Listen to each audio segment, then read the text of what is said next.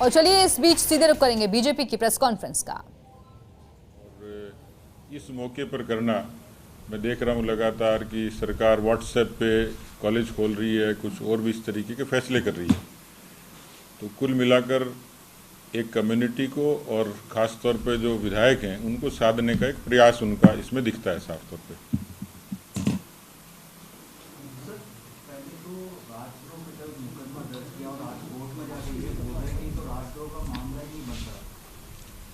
अचानक सरकार बदल गई सर, क्या? नहीं, सरकार बदली नहीं है। सरकार की नीयत तो वैसी की वैसी है, लेकिन ये हमने बहुत पहले ही कहा था कि 124A राज्यद्रोह का मामला है।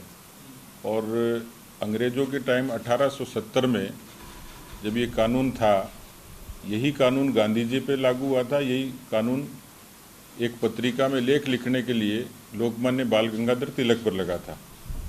और बीच में जब देश में एक तरीके की अराजकता हुई तो कन्हैया कुमार और हार्दिक पटेल, क्योंकि वहाँ इस तरीके की अराजकता की स्थितियाँ किसी मुद्दे को लेकर पैदा कर दी गई, लेकिन पार्टी में विग्रह और उसके कारण सरकार की अस्थिरता, ये राज्यद्रोह कैसे हो सकती, ताजुब की बात थी। तो किन से राय ली, क्यों ली, और विड्रॉ करने से ये चीज़ समझ में आ गया कि सरकार गलती पर थी और इसलिए उसको विड्रॉ करना पड़ा। विड्रॉ करना अपने आप में सरकार की एक नैतिक हार है और उस षड्यंत्र का भी साफ तौर पर एक खुलासा है, जिसके प्रति सरकार पूर्वाग्रह से ग्रसित होकर इन एसओजी और एसीबी के भय से निर्दलीय और रीजनल पार्टीज के विधायकों को डराना चाह रही थी।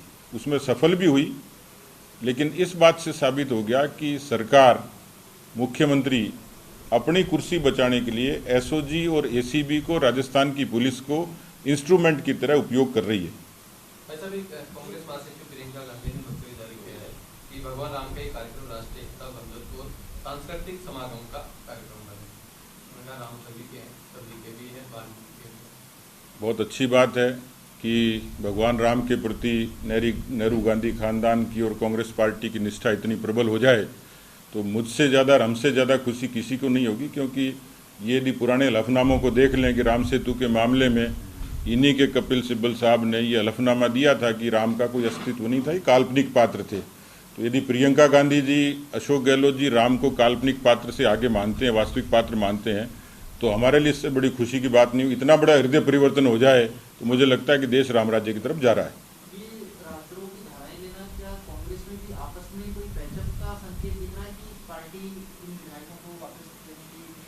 नहीं, इसका कानूनी आधार नहीं था। कांग्रेस का पैचअप होगा कि नहीं होगा, पैचअप होगा तो राजस्थान की जनता भी बड़ी विस्मित हो जाएगी कि जितने ट्वीट चलते हैं इनके, जिसमें कभी सोनिया गांधी के चाय पीने की बात करते हैं, कभी गले लगाने की बात करते हैं, अब आ जाए तो स्वीकार कर लें, तब चला जाए तो इनकार कर दें। तो मुझे लगता है कि इस 124A को विड्रॉ करने से कांग्रेस की खाई भर जाएगी, मुझे लगता नहीं है। लेकिन कानूनी तौर पर अंधा बता देता कि 124A ये कानूनी प्रक्रिया में क्वैश होता, इसका इनको आशंका थी। सरकार को वहाँ पर मुंह की खानी पड़ती, उससे पहले इन्होंने कर लिया। उस गलती को जस्टिफाई करने के लिए ये उठाया होगा कदम, वरना तो इसमें कोई तार्किक और कानूनी और संवैधानिक आधार था ही नहीं। आप लोगों का आरोप भी मुख्यमंत्री ने लगाया कि आपके 3 मंत्री केंद्रीय मंत्री हैं सरकार गिराने का षड्यंत्र रच रहे हैं। उसके अलावा लगातार सरकार को अस्थिर करने की योजना, उनको बरगलाने की, अपने पास रखने की, वो सब योजना बीजेपी वाले भी बना रहे हैं। तो उनको काम क्यों नहीं करने देगी सर बीजेपी? और क्या आपकी सरकार, आपकी पार्टी जब भी 16-17 अगस्त को विधानसभा में विश्वास मत लेके आएगी, अविश्वास प्रस्ताव? इसमें एक और ऐड करना है सर, ये भी आरोप लगाया जा रहा है कि 18 से 20 के बीच में आप खुद गए थे सचिव पायलट के विधायकों से मुलाकात। मैंने किसी चैनल में खबर देखी और मुख्यमंत्री जी तो अक्सर प्रवचन देते ही रहते हैं, उन प्रवचनों में मेरा नाम भी शामिल कर लेते हैं, मेरा सौभाग्य है। मैं 2 बार दिल्ली गया हूँ इस दौरान, और एक बार राष्ट्रीय अध्यक्ष जी से और राष्ट्रीय संगठन मंत्री जी से कार्यकारिणी के बारे में बातचीत करने के लिए। और मैंने ट्वीट में साफ लिखा है कि मैं पार्टी के काम से जाता हूँ, मुझे छुपा के जाने की कतई ज़रूरत नहीं। वो जा सकते हैं क्योंकि बम्बई भी जाते थे, दिल्ली भी जाते हैं।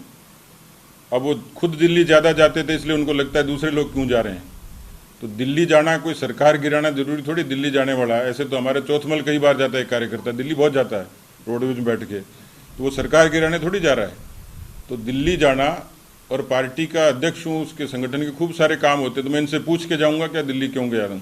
2 बार गया हूँ, पार्टी के काम से गया हूँ। एक बार मेरे बहुत परिचित थे, उनकी माताजी के उस पर शोक संवेदना व्यक्त करने के लिए गया हूँ। एक प्रसिद्ध चैनल को भी इस बारे में इतला थी। मैं नोएडा गया था, तो नोएडा की विजिट को भी सरकार गिराने से जोड़ लिया, और राष्ट्रीय अध्यक्ष से मिलना भी सरकार गिराने से जोड़ लिया।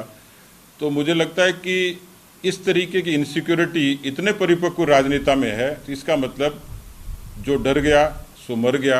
इतनी नैतिक रूप से कमजोरी मुझे लगता है कि मुख्यमंत्री के मुंह से शोभा नहीं देती। कुछ जगह इसकी चर्चा चलवाई, बहुत व्यवस्थित तरीके से चलवाई। उनको लगता है कोई बचे नहीं कि सब पर स्पॉट लगा दें। तो मैं तो ये तैयार हूँ, संयुक्त राष्ट्र संघ से जांच करा लें, CIA से करा लें, फेडरल ब्यूरो ऑफ इन्वेस्टिगेशन से करा लें। मैं कभी उनसे मिला नहीं, और मैंने सार्वजनिक रूप से ये बात कही है। पर ये बात कह के उनका बचाव हो जाएगा, उनकी पार्टी एक हो जाएगी, उनकी सरकार बच जाएगी। तो मुझे लगता है कि जब कमज़ोर हैं, कांग्रेस कमज़ोर हो रही है, उसमें बीजेपी की जिम्मेवारी थोड़ी है कि उसको मजबूती दें, उनको तय करना है।